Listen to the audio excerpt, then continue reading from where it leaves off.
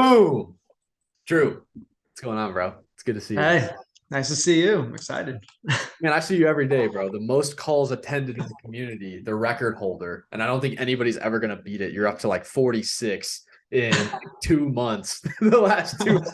So, absolute, Hey, absolute legend in the Default Kings community, man. I'm there you excited. go. It's one of the best parts about the whole thing. So take advantage of it. Absolutely, bro. When I told the team, I was telling you this before we started the recording, but when I told the team it was your day to get the client spotlight interview, everybody's like, "It's about damn time you had Drew on, bro. It's about damn." So I'm excited, man. Yeah, And me too. dude, you've been crushing it, dude. How much weight are you down so far? I know you're crushing it, but you still got time to go. You're here for a year, but how much are you down so far? Yeah, I got some ways to go still, but just cracked over 70 this week. So Dude. like 72, 73 pounds as of right now. Dude, that's amazing. And Yeah. that's been what, 4.5, 5 months? Yeah, I kind of look at it as like December 28th because I joined December 9th, but that first couple weeks of the holidays, I was traveling, wasn't really doing anything much. So yeah, I kind of look at my official date as the 28th of December. Dude, So technically, what, 4 months today? dude. 72 pounds, 4 months, bro. It's amazing. It's amazing. It's a testament to you and the work that you put in here because it's obviously it's not a secret, right? That's like the biggest thing we tell you guys on those group calls is you don't swipe the credit card and the weight magically disappears. There's obviously your end of the bargain that you have to hold up, and you've done an amazing job of doing that. And you're somebody that's absolutely a leader in the community and guys look up to. And again, man, I'm just so proud of you.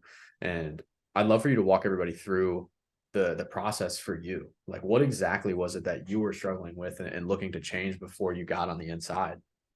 Yeah, so I was for a good 3, 4 years, I was in a pretty much just a rut, not much activity whatsoever, kind of avoiding different situations because just whether it was I live in Arizona, so whether it was going out hiking or doing physical activities, I just knew I wasn't going to be able to do very well at. So kind of just withdrawing a little bit from my circle of friends. Yeah, had went through some issues personally with my dad passing away in 2022 pretty suddenly at 64. Don't have male figure in my life that lived kind of past 65, I believe. So, kind of just smacked me in the face and was like, you just start looking at this, thinking about this, like, what are you going to do for the rest of your life? So that's kind of what prompted me is, early 2022, started really looking into it and really thinking, okay, I got to make a change. I got to get it back on this, better path. And you just started looking around, posting different or not posting, but looking at different posts on Twitter and stuff like that. And, behold, Gabe, I think reached out to me first and, had a call with him and yeah, kind of, history from there. But yeah, that's really kind of just was in that just not a great place. Just, really kind of just going through the motions and just not worrying about that health side of things. And then kind of just had that epiphany that this needs to be a number one focus priority for me. Man, dude, you have a crazy story. And every time you tell it, because obviously this is not my first time hearing your Right. story, every time you tell it, it strikes me the fact that you bring up you haven't had a male figure in your life live past 65. Like for you, when I think about Drew, I think about somebody that's breaking generational curses. And I mean that. And it obviously speaks a ton to our mission because I look at Gabe and I feel the same way about Gabe. And I see that in you because he had to do that with his family too. Everybody's been diabetic in his family, and he's obviously breaking that curse. You're somebody that's also breaking generational curses. And that takes a ton of courage. That takes a ton of bravery. That takes a ton of understanding that people are probably going to look at you and notice that you're making changes, and they might talk. They might be like, what are you doing? Why are you eating that? How come you aren't going to this? How come you aren't doing that anymore? But it's bigger than you. This is something that is going to impact generations for come, and that's admirable. And for you, where have we come into play? Like, what have we done to help you with these things? Yeah, I think big thing with you guys is really kind of force me to actually acknowledge kind of where I was and where I want to go.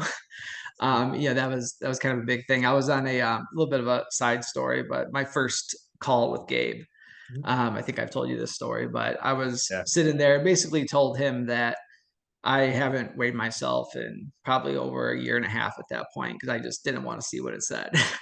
And he literally just looked at me and said, "Will you go weigh yourself right now?" And I'm like, I just jumped on a call with this random guy from Twitter, and I'm like, now you're telling me to weigh myself. So I did, and it was it was kind of shocking that I had basically gained back a bunch of weight that I had lost previously, and was kind of starting from scratch again. And that was kind of like the thing that popped with me, that just, hey, okay, this is the time, and there's a reason why I'm on this call with this random guy from Twitter at this moment. So that was kind of a big, I think I said like epiphany before for me as well. But with you guys, when I talk to people, I always say, like, they always say, "Oh, yeah, you're doing great, losing weight, all this stuff." Like, the losing weight part is not the hard part, it's the whole mental side of things, and actually kind of figuring out, why you had gained the weight in the first place, and what you have to change within your own mental state to actually keep that weight off moving forward, and live in a better lifestyle that you want, and creating that identity for yourself that's going to be positive to yourself and positive to the people around you. That's amazing, brother. And I think the thing that sticks with me when you tell the story, because again, that's another story like I've heard you tell before, is you hadn't weighed yourself in like a year and a half because you were scared to see the number.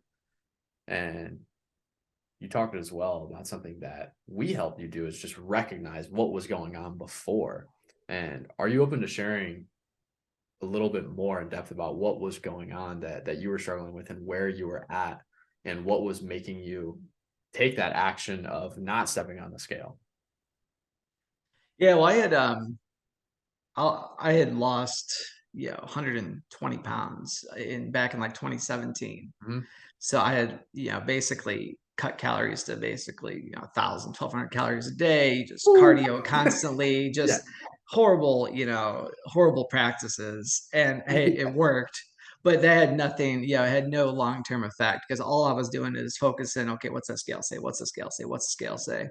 And kind of only benefit to me was obviously losing the weight, but then also like kind of that public people around me saying, "Oh, hey, looking good. That's obviously you're losing weight." But kind of once I got to that goal, that kind of stopped, because now that's just the normal weight you're at.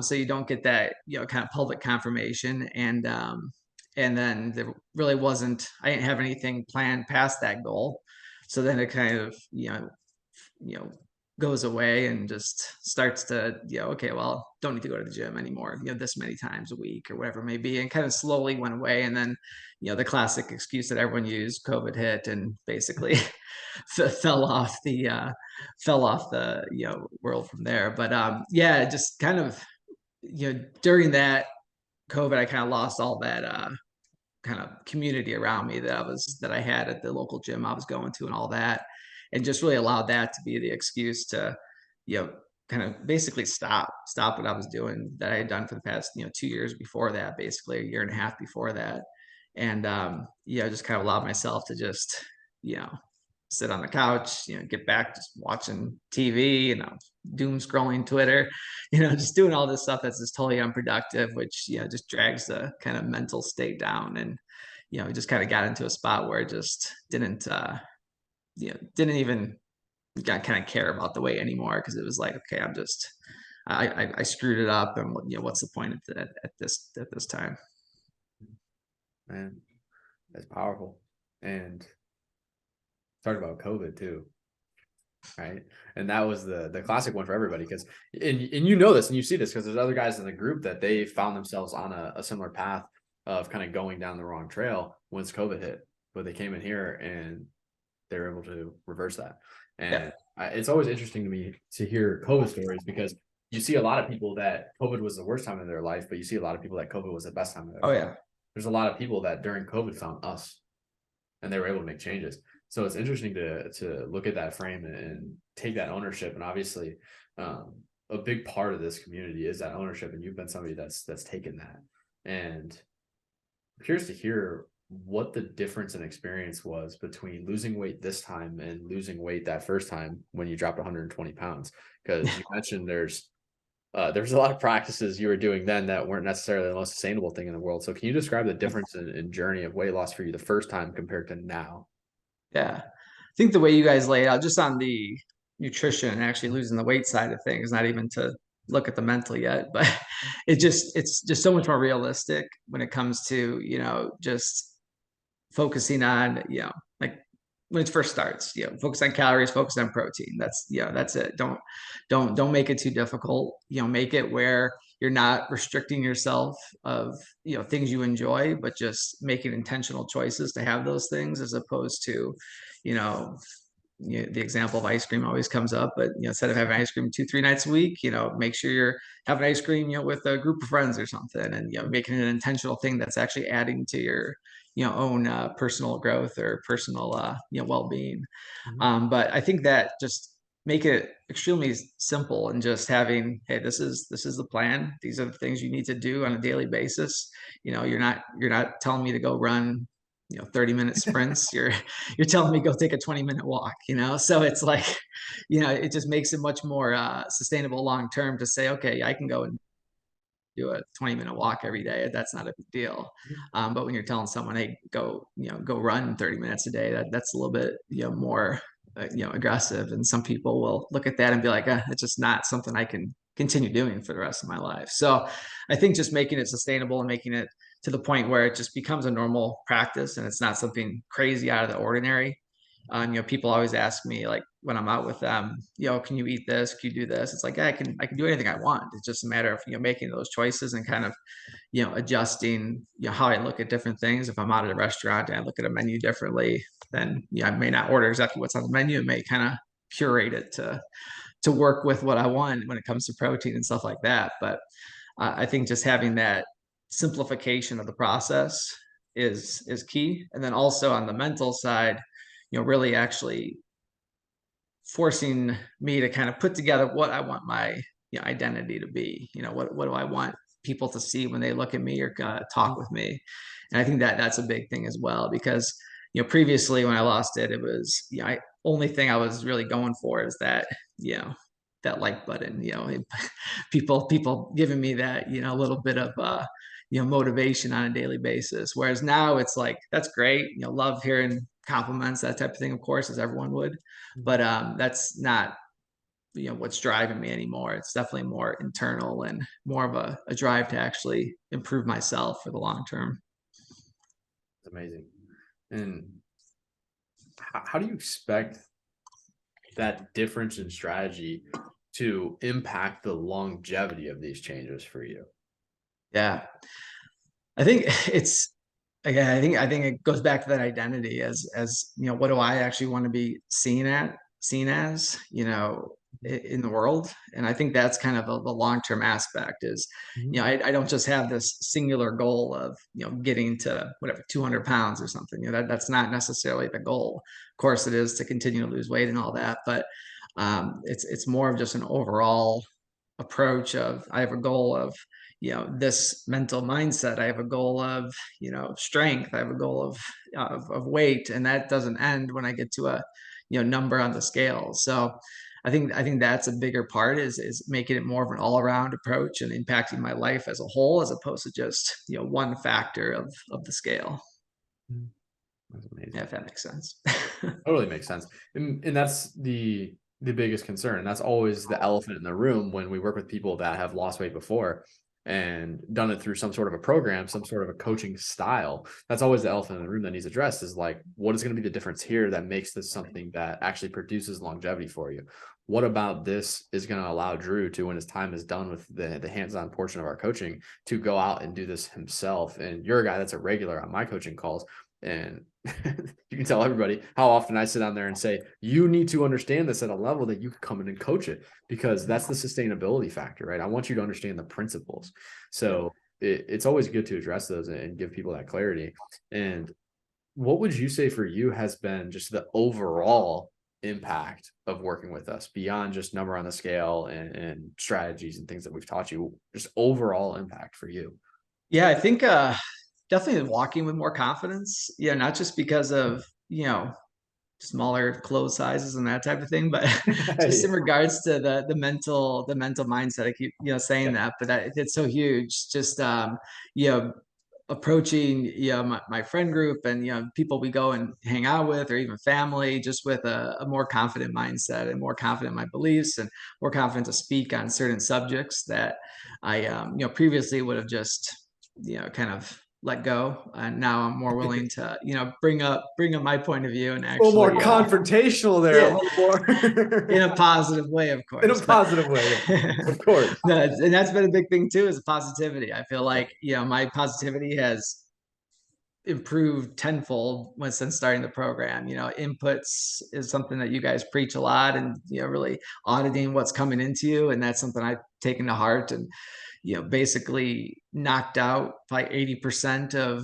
the crap that I was taking in before. So that positivity has definitely been noticed by, friends and family as well. And, just, being looked at as, even, I'd say, even a leader in regards to, asking me advice on different things when it comes to, health and fitness. And, you know, always pulling out information from the calls to to tell Go, people. baby. So that's Drop them the link, bro. yeah, Drop yeah, them the link. exactly. Exactly. So Dude, it's yeah, that's been the biggest thing, is just kind of, walking with more confidence.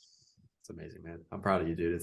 It's always great to have these calls, and everybody that watches these client spotlight interviews hears me say this because I'm the first one that you guys chat with when you get outside the program, right? We do the Yeah. kickoff call, and like I remember guys' kickoffs call. I genuinely do. Like I remember yours.